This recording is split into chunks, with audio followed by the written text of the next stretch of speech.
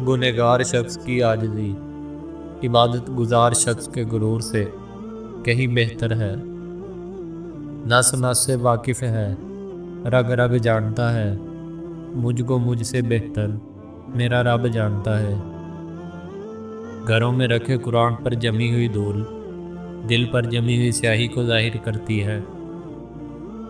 मुसलमानों के ज़वाल की वजह इबादत में कमी नहीं, बल्कि दीन को इबादत तक महदूद रखना है।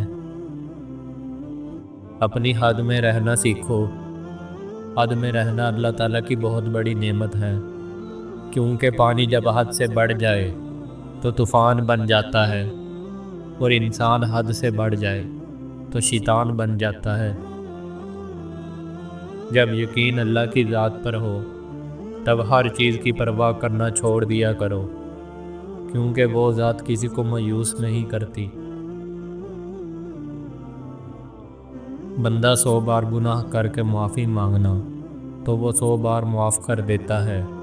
वो करीम है, वो 70 माओं से ज़्यादा प्यार करता है।